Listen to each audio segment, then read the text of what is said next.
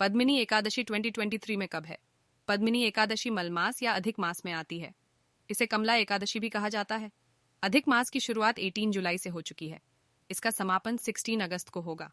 इसे पुरुषोत्तम मास भी कहा जाता है। अधिक मास में आने वाली एकादशी का महत्व बहुत ज्यादा होता है, क्योंकि इस माह के स्वामी श्रीहरि विष्णु हैं और एकादशी तिथि भी इन्हें ही समर्पित है। ऐसे में पद्मिनी एकादशी का व्रत रखकर पूजा करने से दोगुना फल की प्राप्ति होती है। इस व्रत से साल भर की एकादशियों का पुण्य मिल जाता है। तो चलिए जानते हैं अधिक मास की पद्मिनी एकादशी की तिथि, मुहूर्त और महत्व। पद्मिनी एकादशी 2023 तिथि पंचांग के अनुसार श्रावण मास के शुक्ल पक्ष की एकादशी तिथि 28 जुलाई 2023 दिन शुक्रवार को दोपहर 2:51 पर शुरू हो रही है। इसका समापन 29 जुलाई शनिवार को दोपहर 1:05 पर होगा। उदया तिथि के अनुसार पद्मिनी एकादशी का व्रत 29 जुलाई दिन शनिवार को रखा जाएगा।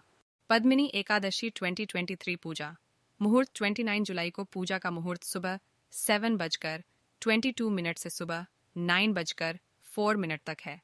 इसके बाद दोपहर में शुभ समय 12:27 से शाम 5:33 तक है।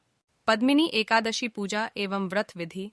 प्रातः स्नानादि से निवृत्त होकर भगवान विष्णु की विधि पूर्वक पूजा करें। निर्जल व्रत रखकर विष्णु पुराण का श्रवण अथवा पाठ करें। रात्रि में भजन कीर्तन करते हुए जागरण करें। रात में प्रतिपहर विष्णु और शिवजी की पूजा करें। प्रत्येक प्रहर में भगवान को अलग अलग भेंट प्रस्तुत करें, जैसे प्रथम प्रहर में नारियल, दूसरे प्रहर में बेल, तीसरे प्रहर में सीताफल और चौथे प्रहर में नारंगी और सुपारी आदि।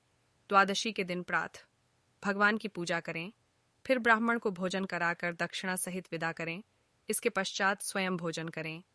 पद्मिनी एकादशी का महत्व ऐसा माना जाता है कि पद्मिनी एकादशी भगवान विष्णु जी को अति प्रिय है, इसलिए इस व्रत का विधि पूर्वक पालन करने वाला विष्णु लोक को जाता है तथा सभी प्रकार के यज्ञों, व्रतों एवं तपश्चर्या का फल प्राप्त कर लेता है। पद्मिनी एकादशी व्रत कथा।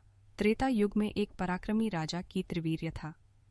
इस राजा की कई रानियां थीं, परंतु किसी भी रानी से राजा को पुत्र की प्राप्ति नहीं हुई। संतानहीन होने के कारण राजा और उनकी रानियां तमाम सुख सुविधाओं के बावजूद दुखी रहते थे। संतान प्राप्ति की कामना से तब राजा अपनी रानियों के साथ तपस्या करने चल पड़े। हजारों वर्ष तक तपस्या करते हुए राजा की सिर्फ हड्डियां ही शेष रह गईं, परंतु उनकी तपस्या सफल न हो सकी। रानी ने तब देवी अनुसूया से उपाय पूछा।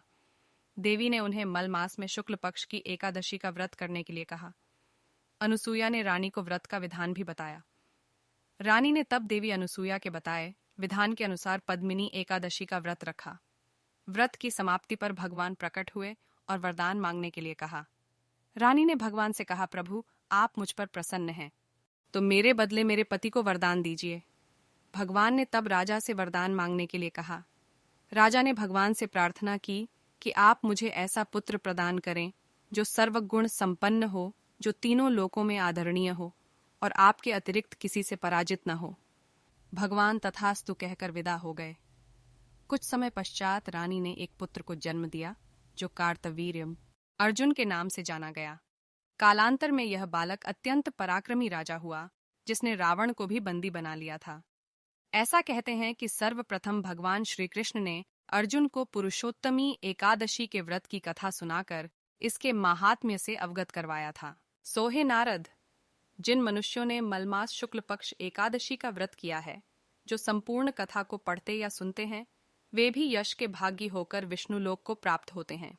वीडियो में दी गई जानकारी अच्छी लगी हो तो वीडियो को लाइक करें और चैनल को सब्सक्राइब करें। हम और जानकारी के वीडियो लाते रहेंगे। जय श्री कृष्णा।